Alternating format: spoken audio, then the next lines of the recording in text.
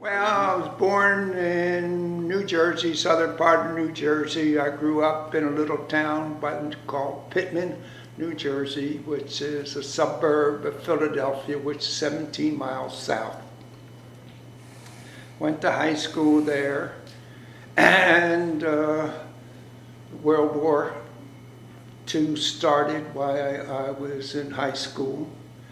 And in 1943, I was a senior in high school, and I applied for the naval aviation and got accepted with the idea that I had to graduate. I was a senior at the time. And then upon graduation, I went into the Naval Reserve. And at that time, they had decided to take the new cadets and put them through a year of college before they took them into flight training. Previous to that, they just went to flight training.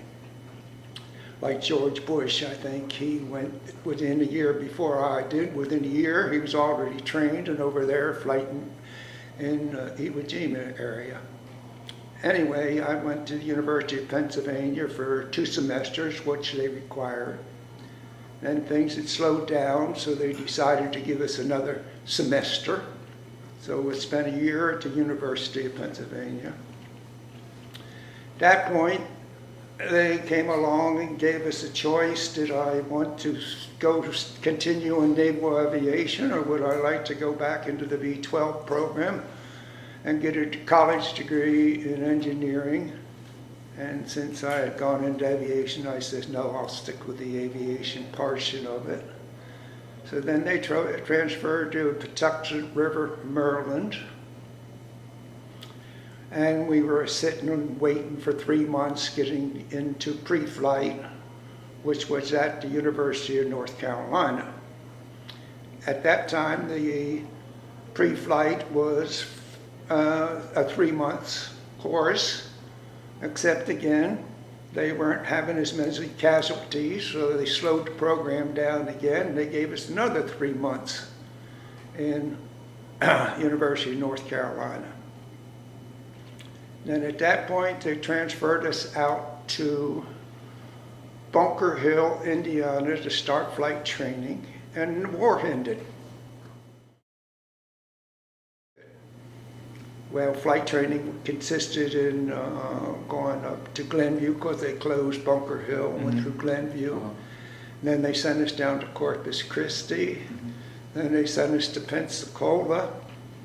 And at that time, they decided that everybody going through naval had to have both multi-engine command of a time and also carrier qualifications. So I went through the PBY program to get the multi-program, and then I went through carrier qualification and the SNJs, whereas that used to be all after you got your wings. Now, how was that? How was the carrier training? Was that? Well, it was just done in SNJs. It was, you did a lot of flying around the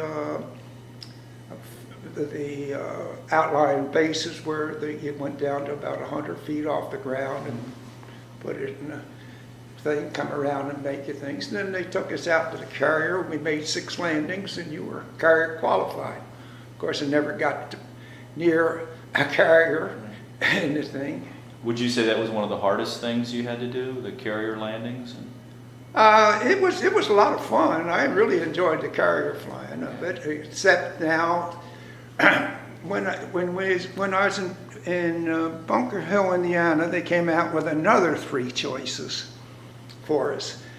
The war was over. We could get out, go back to college or whatever you wanted to do. Number 2, you could stay in until you got your wings and then get out. Or you could stay in until you got your wings and then spend 2 more years of active duty. Sitting on the fence, I chose, I'll stay in until I get done, get my wings and get out. And that's the way the process was working. And I was down in Pensacola. I started playing on the football team at Pensacola, and I got a knee injury, so I got in the hospital and I got delayed. So my class went through, and they all graduated, so everybody that took B option at that point had to get out and go back home. And being a month later, they came in, they chose 2 of us, and they said, if you want to stay in, you can stay in. If you want to go home, you go home, think about it. We went home, looked at all the colleges, and they were just overflowing with all of the people that had gotten out of the military under the GI Bill. I said, oh, I'll stay in. So now they said you could have a choice. You want to go to single engine or you want to go to multi-engine? Well, multi-engine didn't sound too glamorous when you started thinking of the PBYs and the things, patrols. But they had told me that if you took multi-engine, you'll probably go to NATS, and Naval Air Transport Service. And the 3 months I was in Patuxent, I was in a NATS squadron, as an apprentice seaman. But I was watching all these airplanes taking off once a day going to Europe, and I said, that's pretty neat. And so I chose out the multi-engine, and sure enough, I got into NATS, and our first duty assignment was Guam. So I was out there in Guam and NATS, and in the Navy we didn't have navigators. The Navy had trained the pilots to be navigators, so the first part of the NATS I always had to do the navigation, so I pretty well navigated around the Pacific. Until you moved up slowly, get more experience, then you went into the co-pilot seat. Anyhow, the tour duty on Guam was 3 years. But after 18 months there, we got the call, we were being transferred to Berlin Airlift. Now what happened and how the Navy happened to get involved in the Berlin Airlift is a little complicated from the fact that, what was it, 1947 they created the Air Force? Yeah. And when they created the Air Force, they said that the Army used to have what was called Army Transport Command, maybe it was Air Transport Command.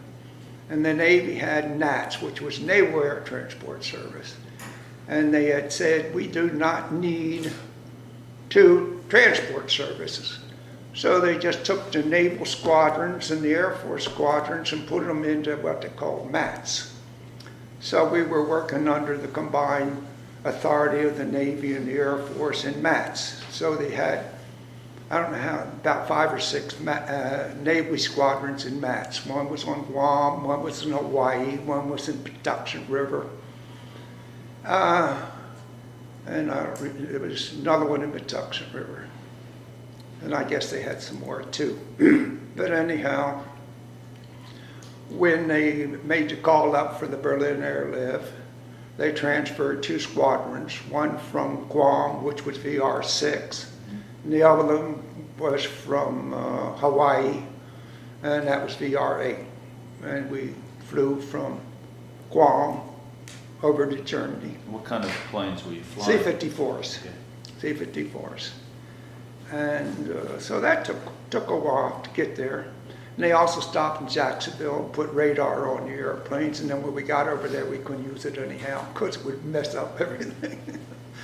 So that's how we got over. We got over there in about October, November, I don't remember when it was.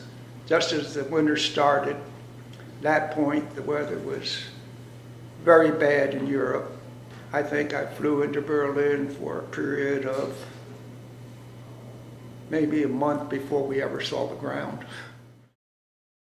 Well, the going into Berlin was set up that they developed crews. They match a crew up. And that crew would fly 2 round trips to Berlin. Then you would get off and you go back to the barracks where we stayed. And at that point, we went to the bottom of the list. You had free time until your name worked its way up to the top of the list again, and about 3 times before you got to the top of the list, they were back on the bus out to the. And how often would this cycle work? How often? Well, would the you cycle fly? would work for 15 days. Okay. We flew for 15 days as just cycling like this. It Uh-huh. would go daytime to midnight, it would be just around the clock. Mm-hmm. Then we get 5 days off, and we took off every place we could go into Europe. Okay. Then you're back in again for another 15 days Okay. of this period. And what was a typical flight time in a C-54 from? Well, I didn't bring my logbook, but I think it was an hour and 45 minutes going up to Berlin, and about an hour and 45 minutes back, something like that. Now, when you flew in, the 3 air corridors that the Allies set up, you would go in the southern and come out the center, right? And then, Right, you and went then into rotate you back went in. in the southern corridor, and they said you were spaced at 3 minutes apart. Basically, that is true, but so you took off every 3 minutes, but every other airplane was assigned a different altitude. So one of them, I think, went up at 4,500, or the other one went at 50. They were 1,000 feet above each other, so really were 6 minutes apart. Okay.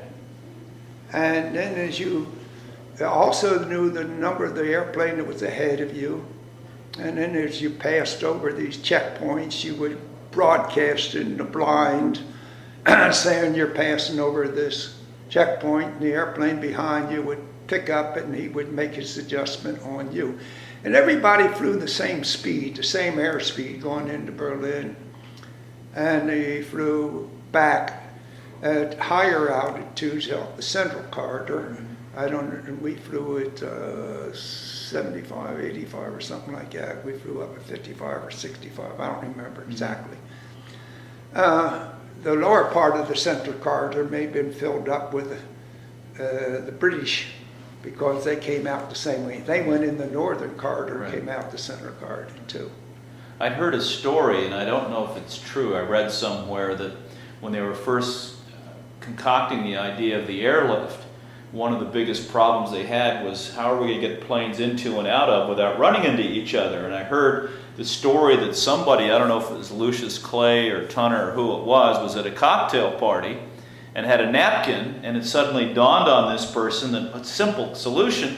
He drew the little circle for Berlin and then had the 3 corridors. He says we'll have 2, the southern and the northern as inbound, and the central, they'll all come out that way. And he said that'll solve the traffic problem. Yeah. And I don't know if that's a true story or not. Well, they had developed the 3 corridors. From what I understand, that was what they had an agreement on.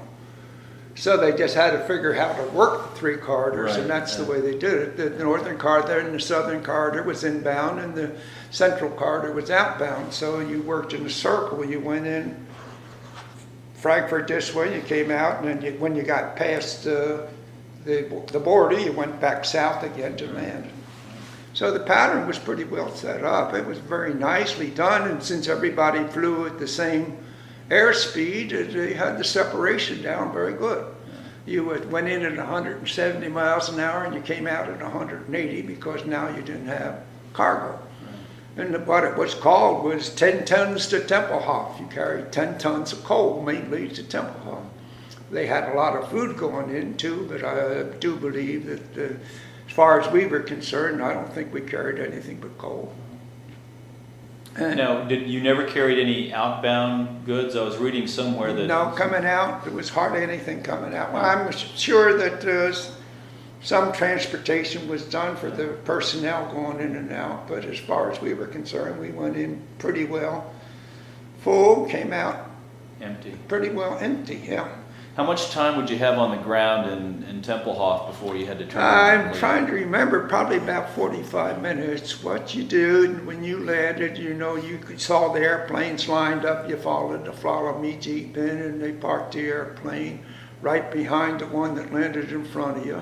As soon as you landed, they backed up this truck, and then the displaced persons came along, and they emptied the bags of coal by hand. These bags of coal, I guess they weighed 100 pounds or more, and they just burlap bags, and they just shoveled them off into the truck. And then they had what was a looked like a Red Cross wagon that stopped at each airplane that was manned by Fräuleins who served you coffee, well, maybe a donut or something like that. So you went off and got a coffee and donut. As soon as the thing was unloaded, you were back aboard and came back. So you 2 round trips to Tempelhof. If the weather was good, I don't know, 7 or 8 hours or something like that. If the weather was bad, it could be 12 hours. Yeah. Did you That's why it was on a rotation like this. Did you ever get stuck in Berlin overnight, or? Never spent the night in Berlin. Your time was in there, so unless you got mechanical or delayed, you never spent any time in Berlin at all. And then they had the official ending of the airlift in like April or May. And the blockade ends, the airlift wins. Like you already got this picture. It's a pretty famous picture. Yeah, just saw that. And but that picture was taken. That's the official. In other words, the airlift ended because they had opened the gates and let the trucks through. Mm-hmm. But then they flew for another 3 months because they never knew whether they were going to close it again or not. The Navy was in an entirely different section in Frankfurt. Okay. They were on the northeast corner. I think they had 2 squadrons, 2 places out here. In fact, this is what we operated out of. That was a Quonset hut, which was then what the Navy VR-6 operated out of. Now, who's that in the picture? Is that you? No, that picture. No, that was my what they call him, flight engineer. Okay, but he was in your crew. He was in the crew, yeah. How many men would it be in the average crew? I'm sorry. How many men would be in the Just crew? the pilot and co-pilot and the enlisted man. Who they didn't call him a flight engineer. They had a different title at the time. I'll think of it in a minute. When we went to Frankfurt, the whole city was ruined at that time in '47, and nothing there but bombed out buildings, no roofs in buildings, and rubble all over the place. They had cleaned up a lot of the rubble, but they were still cleaning it up, and there's some shots in there of that. And there's also a picture. A pretty good picture flying over the city of Berlin, which looking down on it, and there's no rooftops. Mm-hmm. Yeah. They're all gone. Then there's some approach to the runway there where you can making your approach to that runway, and you can look out to the right, and there's the apartment buildings sitting there. You're flying between the apartments for the landing. Now, did you during the time that you were on the airlift, you must have heard about the candy bomber? No, you didn't? I did not know about the candy bomber. Okay. Apparently it happened. I don't know when he started doing that, and I never even knew about it until many years later that the candy bomber came out. Halvorsen got very famous. Right. And he started it. Right. And then I think the brass had picked it up, but he did it on his own, and they picked it up. And then they thought it was a great idea. Sure, it was great PR. And it's probably the most famous thing about the airlift is a candy. Well, got its own little Operation Little Vittles. Which is very neat. And then I mean, even when we went over for the 40th reunion, we went to Tempelhof, and they had a C-130 go up, and he made an approach over and started dropping the candy again from the airplane, and all the kids ran out. Now, is he still around? Does anybody know? Yes. Where does he live? In the Midwest somewhere. I recently talked to a KC-10 pilot that sent me a picture of him and Gail Halvorsen. Really? So he's around, and he does talk at reunions like he went to. He was here, I think, in '98 for the spring. So he got very famous on that. And I think he did an outstanding job. And I commend him for it. And it got to be very famous. In fact, it's just an interesting little thing. Down in Fort Myers, they have what they call model airplanes. Have you ever been to the giant model airplanes?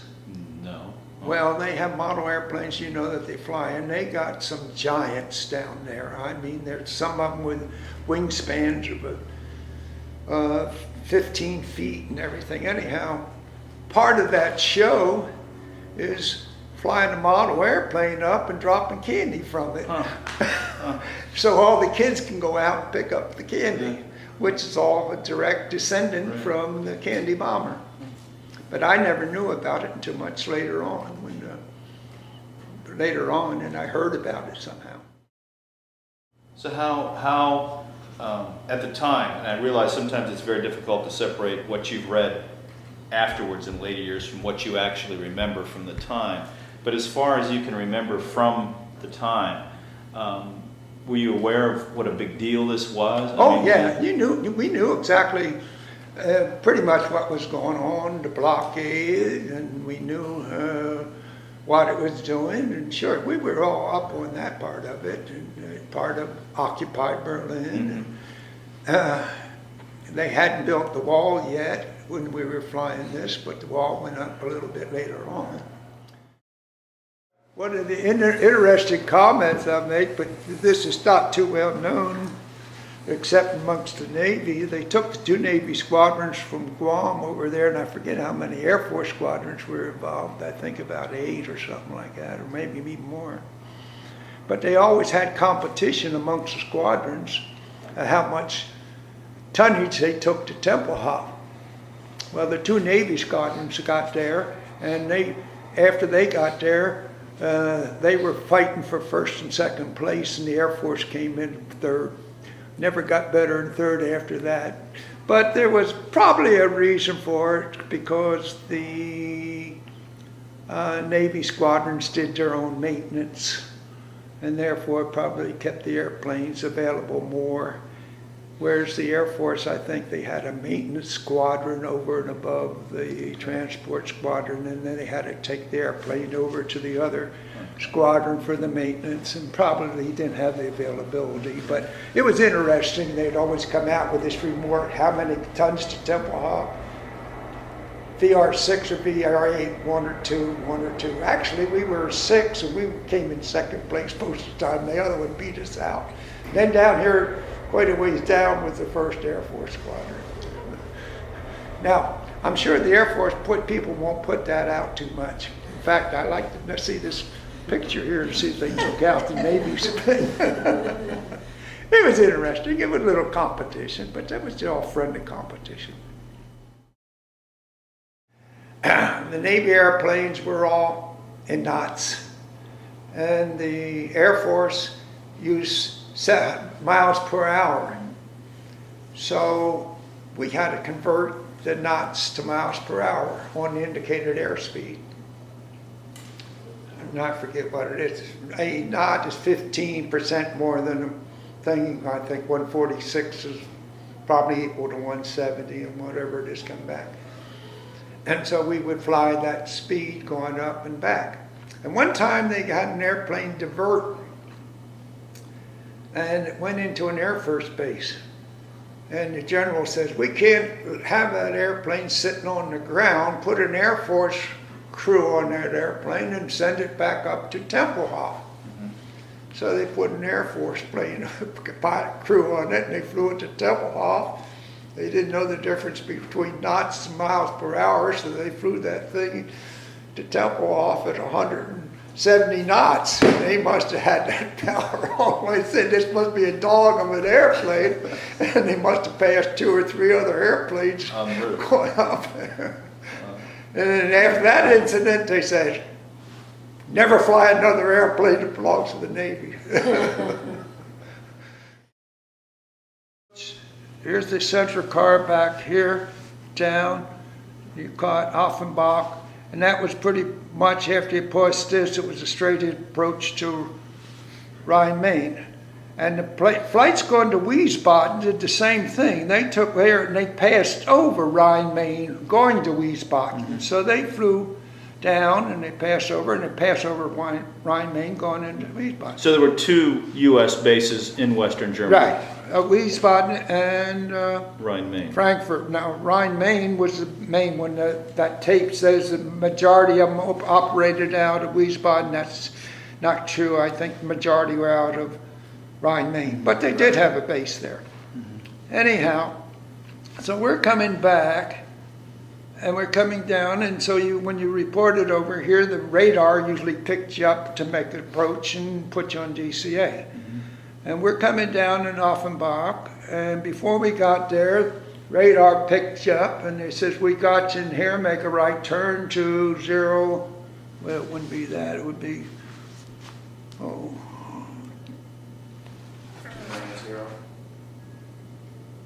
the heading about, I don't remember what the runway heading. Anyhow, turn to the runway heading. So we made the right turn. And they said, you got you identified, you made the turn, that's how they identified. You made the right turn, so we're making the approach. And they said, all right, start your descent. So we started our descent. And next thing they came back and says, you're going high on the glide path, increase your rate of descent. So we increased our rate of descent. And then they came back again, you're still going very high on the right path, increase your rate of descent. So we created, and they said, I don't like this thing, we're getting out of here, and we poured the power to it. Just as we did, we pulled up and we started seeing steeples on both sides. What had happened was an airplane that was passing over Offenbach, going over to Wiesbaden, was ahead of us. And he happened to make the right turn at the exact same time because he was passing over Offenbach as they did it. And they identified him. And they were putting the radar on him and not us. But broadcasting to you. And it's just one of those incidents. They missed that airplane that was going to fly over and started giving us instructions as if we were him. Yeah. And so, anyhow, we broke out, and there's steeples sitting there, church steeples. They brought us around, landed again. That was the only incident. We did lose one airplane. I don't remember why. And they had some deaths, but it was a pretty safe operation. When I came back from the Berlin Airlift, I went to the VR-1 squadron in Patuxent River, Maryland. Flew there for another 9 months, and at that time they started making a cut back in the military. And since I was a reserve, I got discharged, so I spent 7 years on active duty, you would say. And then at that point, I went back to go to college at the Ohio State, and I chose Ohio State just because they had a Naval Reserve unit at Columbus Airport, which is right there, and I could join the reserve and keep flying. One of the nice things about this, I mean, I enjoyed the dickens out of the airlift because what I went in the Navy for was to fly, and that's all we had to do. We had no other collateral duty. Only the thing was fly. So that was fabulous. The other part of it is we got 5 days off, and we traveled all over Europe. We went down to Garmisch, learned how to ski, went down there went to Wiesbaden, not Wiesbaden, what's the other Munich? Huh? Munich? Well, we passed through Munich on the way to Garmisch. Right. Garmisch is down south. What was the name of the place where Hitler had his? The Berghof. Yeah. Berchtesgaden. What is it? Berchtesgaden. Berchtesgaden. Then we went to Berchtesgaden. People confuse that with the Berghof. They're 2 different places. Right. And then we went to Paris a couple of times. We went to Holland, and it was a lot of fun. Now, I was just, 22, 23 years old or something like that at that time. It was a great experience. Got all kinds of flight experience, especially when transition to airlines was very simple. I was flying DC-3s, and I went with the airline, I went back flying DC-3s again.